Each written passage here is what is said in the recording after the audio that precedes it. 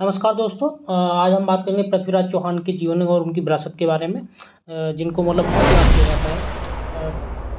मतलब उनको एक कई सारे कविताओं के माध्यम से भी याद किया जाता है। वीररस की एक कविता जैसे कि चार बंद 24 गंज संकुल अष्ट प्रमाणता ऊपर सुल्तान मच्चू को चौहान। तो आजकल उस चौहान की कहानी के बारे में जानेंगे कि उस चौहानी की। तो सबसे पहले इनके जीवन के बारे में जान लेंगे। इनका पृथ्वीराज चौहान तृतीय के नाम से इनको जाना जाता है। इनका जन्म जो हुआ था 1149 में जन्म हुआ था। अजय मेरू मॉडर्न, जो जिसमें पहले नाम अजय मेरू हुआ था मॉडर्न अजमेर अजमेर राजस्थान में है। इनके पिताजी का नाम सोमेश्वर चौहान था, जो कहा गया था चौहान डायनेस्टी के राजा थे। इनकी माताजी जो थी वो भी मतलब किसे तोमर डायनेस्टी से बिलोंग करती थी। इनकी माताजी जो थी मतलब महाराजा अनंगपाल तंवर जो थे इनके नाना जी थे। वे जो चौहान राजपूत डायनेस्टी से थे, जो अजमेर और बाद में उन्होंने दिल्ली पर भी शासन किया। तो ये सारी चीज़ें थी। और यंग एज में क्या होता, ये बहुत तो टैलेंटेड थे। वारफेयर में, हॉर्स राइडिंग में, आर्करी में, मतलब तलवारबाजी में, मतलब घुड़सवारी और तलवारबाजी। तो उनको जो है वो संस्कृत, प्राकृतिक और कई सारी भाषाओं में क्या थे, एजुकेटेड थे। और इनको जो अंतिम हिंदू सम्राट भी माना जाता है, क्योंकि इसके बाद में जो है इस्लाम का उदय हो गया, इस्लामिक शासन स्थापित हो गया दिल्ली सल्तनत के रूप में इंडिया में। जो अंतिम हिंदू सम्राट, इसलिए इनको पृथ्वीराज चौहान को माना जाता है 1192 के बाद में। 1206 में समथिंग उसमें बहुत कम विवरण मिलता है, 8 साल के बीच में जो है। तो ये राजपूत किंगडम था जो 1005 के बाद में। फिर ये कुछ मैप में आपको दर्शा रहा हूँ। तो आगे हम जानेंगे कि जो राजपूत जो था 7वीं से 12वीं शताब्दी तक, 7वीं सेंचुरी से 12वीं शताब्दी तक राजपूतों ने जो राज किया। मतलब जैसे कि प्रतिहार डायनेस्टी थी। और तो प्रतिहार, फिर चालुक्य, पाल और राष्ट्रकूट। पाल राष्ट्रकूट इधर साउथ में राज कर रहे थे। जो क्षत्रिय जो थे ये, फिर बाद में जो चौहानों ने जो है इधर दिल्ली की तरफ मूव किया। मतलब तोमर, यहाँ पे तोमरों का राज हुआ करता था। दिल्ली को बसाने वाले जो थे तोमर राजपूत थे। पहले दिल्ली का नाम हुआ करता था। अनंगपाल तोमर ने, महाराजा अनंगपाल तोमर ने दिल्ली को बसाया था। तो ये सारी चीज़ें थी। अब हम बात करते हैं राइज टू पावर जो पृथ्वीराज चौहान के बारे में। 11 साल की एज में अपने पिताजी की मृत्यु के बाद जो है सिंहासन पर बैठे। और बाद में जो उन्होंने पहले इनिशियली अजमेर पे रूल किया, उसके बाद में क्या इनकी दिल्ली भी इनकी अथॉरिटी में आ गई, क्योंकि making the twin capital of the empire. तो इस साम्राज्य की जो दो कैपिटल हो गई, एक तो अजमेर हो गई और एक दिल्ली हो गई। तो ये जो अजमेर और दिल्ली जो थी, मतलब तरह से एक स्ट्रॉन्ग राजपूत कैपिटल बन गए। और राजपूत पावर्स उभर के आई मतलब नॉर्थ इंडिया में। और ये पहले यहाँ पे तोमरों का राज हुआ करता था। फिर बाद में जो बाद में चौहानों का राज स्टेब्लिश हुआ। तो तोमर राजपूत जो थे जैसे कि महाराजा आनंदपाल तंवर, जो पृथ्वीराज चौहान के नाना लगते थे मतलब। तो ये सारी चीज़ें थी। और उनकी जो मम्मी थी वो तोमर थी और ये चौहान राजपूत थे।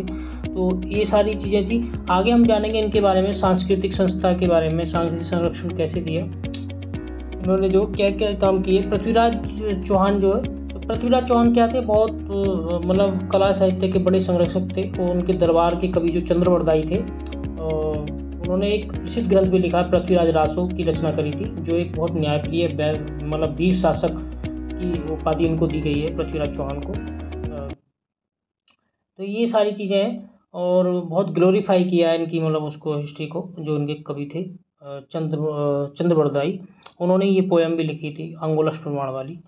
तो अब हम आगे बात करते हैं जरा जो लव स्टोरी है पृथ्वीराज चौहान संयोगिता के बारे में। इसके ऊपर एक मूवी भी आई, तो बहुत कंट्रोवर्शियल, बहुत विवाद भी हुआ था। तो पृथ्वीराज चौहान और संयोगिता जो थी वो डॉक्टर जयचंद की पुत्री थी, कन्नौज के जो राजा थे। तो बहुत लीजेंडरी थे, मतलब राजा जयचंद जी गहरवाड़ वंश से ताल्लुकात रखते थे।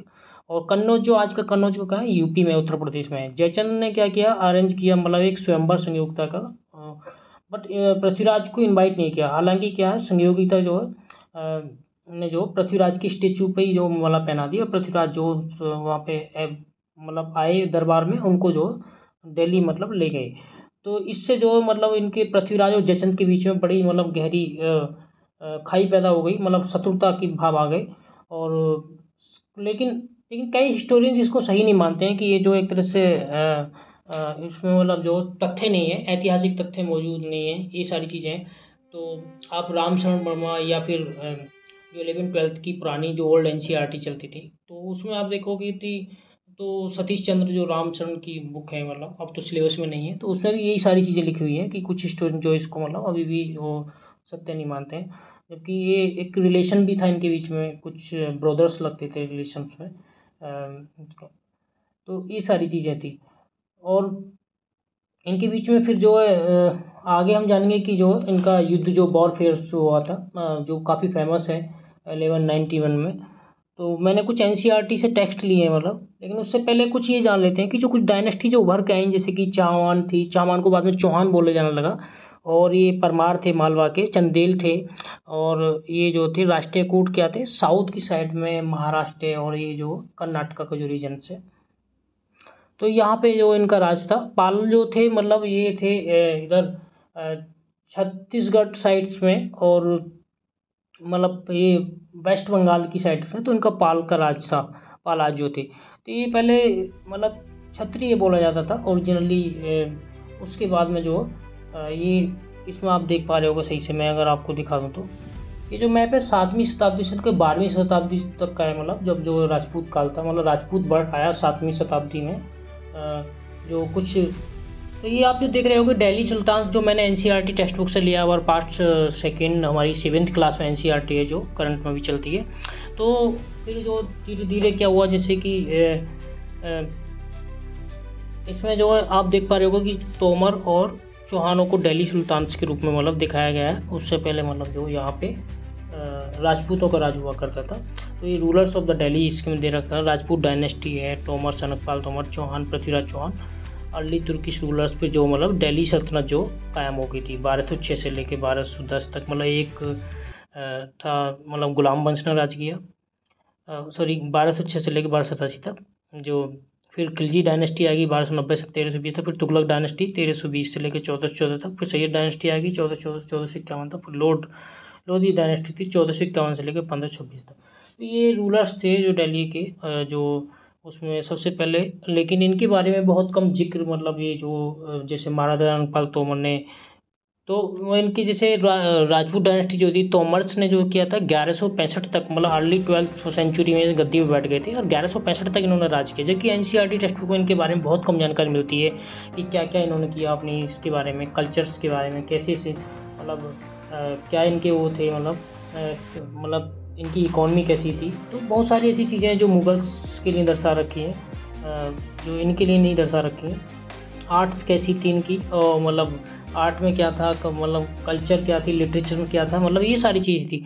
और जैसे चौहानों ने 1162 से लेकर 1192 तक शासन किया, और उसमें पृथ्वीराज चौहान प्रमुख थे जिन्होंने 1175 से 1192 तक राज किया। तो ये जो इन्होंने इनके बारे में काफ़ी कम जिक्र एनसीईआरटी टेक्स्ट बुक, भारत की हिस्ट्री की बुक में बहुत कम मिलता है, जबकि आपको दिल्ली सल्तनत या मुग़ल पीरियड्स या फिर उसके बारे में बहुत कुछ मिल जाएगा आपको। तो ये सारी चीज़ें थी, कुछ हिस्टोरियंस ने इसको अनदेखा किया, क्योंकि पहले जो कि विदेशी जो हिस्टोरियन थे, कर्नल जेम्स टोंड हो या फिर भारत के जितने भी रहे, उन्होंने इस चीज़ पे थोड़ा मतलब ध्यान नहीं दिया। तो ये सारी चीज़ें थी, बिपिन चंद्रा हो, तो ये सारी चीज़ें। अब बैटल बात करते हैं मोहम्मद गौरी के साथ में, जो फर्स्ट बैटल जो तराइन हुआ था, जो कुरुक्षेत्र में है, आज के हरियाणा में है, 1191 में हुआ। इनके 2 युद्धों का वर्णन मिलता है, हालांकि 17 बार मोहम्मद गौरी को हराया, ऐसी चीज़ें वो लोक कथाएं मानते हैं इतिहासकार जो।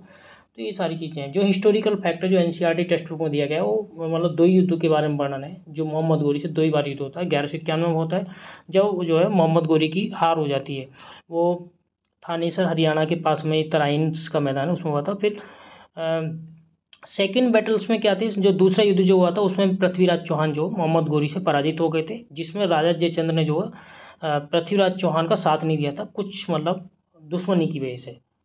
लेकिन कई सारे हिस्टोरियंस का इसमें भी कहना है कि ये वाली बात में मतलब सच्चाई नहीं है, तो ये वाली बात है। तो पृथ्वीराज चौहान जो मतलब डिफीटेड कर दिए गए, कैप्चर कर दिए गए, उनको गजनी ले जाया गया, जो आज की अफगानिस्तान में पड़ता है। गजनी में क्या है, गजनी में ही उनका जो एक कबर बनी हुई है, वहीं पे है। जबकि हालांकि अभी कुछ शेर सिंह राणा जी जो वहाँ गजनी पहुँच गए थे, वहाँ से उनके अस्थियाँ लेकर आए थे, ये सारी चीज़ थी। तो लास्ट डेज एंड डेथ्स के बारे में बात करेंगे कि जो पृथ्वीराज चौहान जो थे, उन्होंने जो है पॉपुलर लीजेंड थे, उनको अंधा कर दिया गया था और मतलब गजनी में जेल में डाला गया था।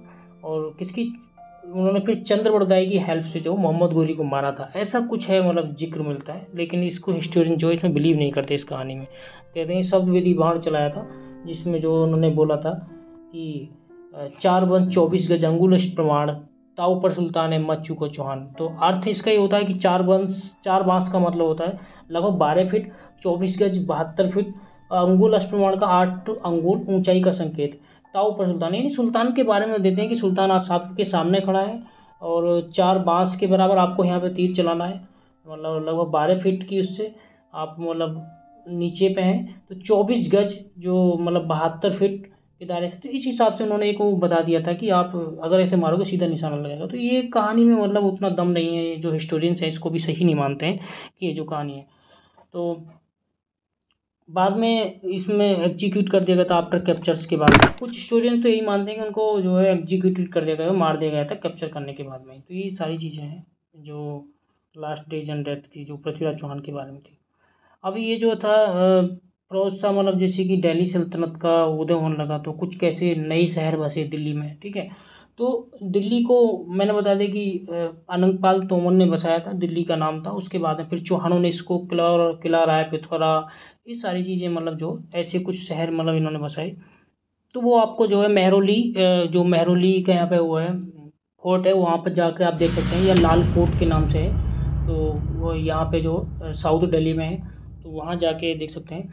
तो उन्होंने एक राय पिथौरा के नाम से शहर बसाया था चौहानों ने यहीं पे। फिर बाद में इस्लामिक शासन का उदय हुआ दिल्ली सल्तनत के रूप में, तो फिर उन्होंने फिरोजाबाद, फिरोज शाह ने बस, ये तो फिरोजाबाद तो यूपी में बसाया था, लेकिन दिल्ली में जो बसाया तुगलकाबाद, ये हौज खास, और ये जो था जहाँपना और दिल्ली कुआं, कुतुब मीनार, और ये जो था मतलब फिर बाद में दिल्ली के सल्तनत वालों ने बनवाया। ये जो थी 5 डायनेस्टी ने इस पर राज किया था, तो इसका बाद में विस्तार हुआ था। तो ये सारी चीज़ें थी जो आपने जाना। तो ये राजपूत किंगडम 1320 ईस्वी में छोटा रह गया था, दिल्ली सल्तनत का विस्तार हो गया था। ईस्टर्न गंगा काकतीय किंगडम, होसलेर, साउथ में गोरी का राज था, कैलीकट, पांड्याज, तो ये सारी चीज़ें थी। 1320 ईस्वी का ये मैप है। उसके बाद में हालांकि ये इंडिपेंडेंट राज किया करते थे, बहुत सारे रूलर्स थे जो बाद में दिल्ली सल्तनत के समय पे भी बहुत सारे रूलर्स का इंडिपेंडेंट राज रहा था। हालांकि दिल्ली सल्तनत का काफ़ी बड़ा राज था, ये इस बात से भी इनकार नहीं किया जा सकता। तो ये सारी चीज़ें थी, आई होप आपको सारी चीज़ें समझ में आई होंगी। थैंक्स फॉर वॉचिंग, और kindly like and subscribe our channel.